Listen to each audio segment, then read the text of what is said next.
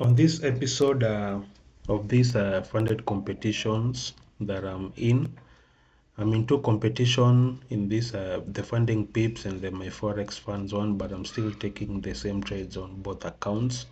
So I wouldn't have much to show in terms of setups, as in I wouldn't have much to show in terms of the trade map, how the trade executed on the platform charts and what have you, because the same trades that I'm taking here are still the same trades that I'll be executing on the trade recap video that I usually upload still on this channel. So for this month, the trade recaps that I'll be featured on that on the episode on the trade recaps will still be the same trades that I'll be executing on these two competition, as well as my other main accounts that I have. So here I'll just talk about the results, how they were, and that will be it.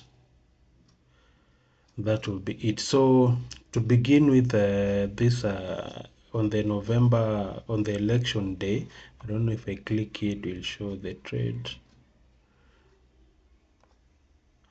No, it doesn't. Actually, on the C trader, when once you click it, it usually shows the trade. But anyway, on the election day, I took quick trades. These two quick trades, one being a sell, another one being a buy. They were just quick setups that I was seeing them and I was executing, as well as coming out of them immediately, because I didn't really want to waste much time of them, having in mind with the volatility that we were seeing coming on. So I didn't want to waste really much time on them. So it was just come and go, and so these trades are the one that elevated the account, having in mind the first trade that I took on the 1st of November, which was on a Friday.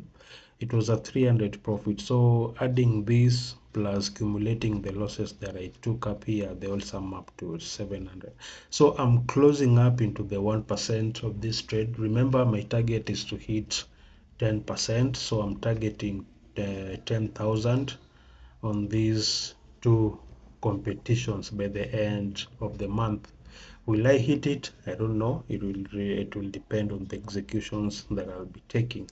So currently, I don't know what position I'm in terms of those who are still participating, and I decided I won't check on what position I'm in. I'll just concentrate on executing, then wait for the verdict at the end of the month and see what I'll have. So currently, we're moving on swiftly.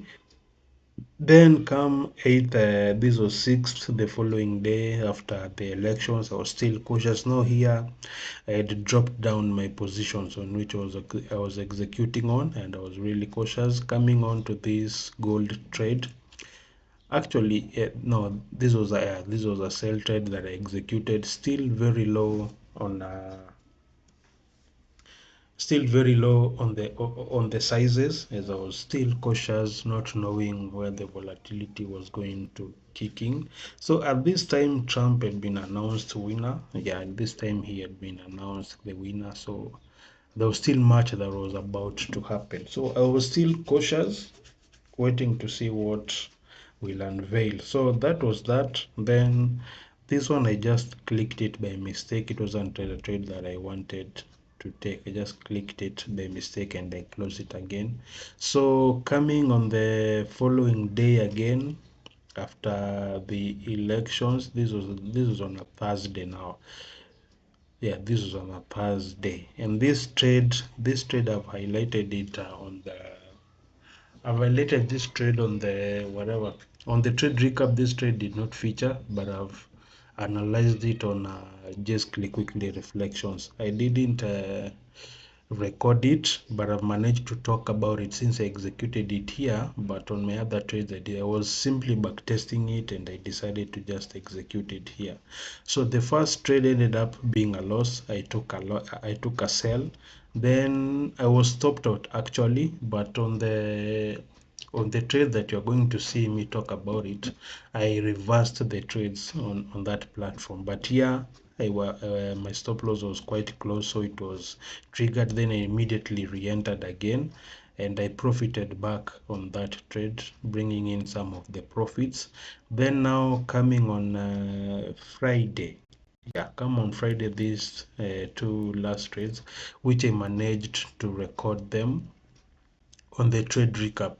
So the first one was a loss again, and the second one was a buy. So sort of a break even right there, kind of a trade. Because on the first direction, I was targeting a reversal come retracement, but it didn't work. So once I saw the setup fail, I immediately jumped up. Now trading in the overall direction of the market, which was a buy, and I managed to close. I actually closed it. Yeah, I delayed in closing it because I was to close this. It was ranging above 100 and something profits, 100 and something dollars, but I delayed in closing it. And once it was starting to gravitate down, I went ahead and closed it immediately. So that's the executions that I undertook the second week of this competition. So this third week, I'm still waiting. I've not yet executed yet. It's still the beginning of the week and I'm waiting. So I'll majorly be executing on the US 100, NASDAQ, on these two competitions. If I happen to get forex pair, maybe here and there, but mainly I'll be executing just on the NASDAQ on these two competitions. So I'm still way far away until the New York Open and my time according to where I live. So I'll just be patient. I'm just doing some analysis as well as editing these videos, then uploading them, then waiting for the right moment to start now with the executions. So that's it in terms of this episode, the second episode on these competitions, and we'll wait and see what the executions will be on this week as well. They're going to be featured on the trade recap. So all the trades that I'm going to execute here will be featured on the trade recaps video that I'll be taking. Then randomly I usually pick one trade that I want to talk about, then I feature it on the weekly reflections segment. So yeah, that's it for this episode.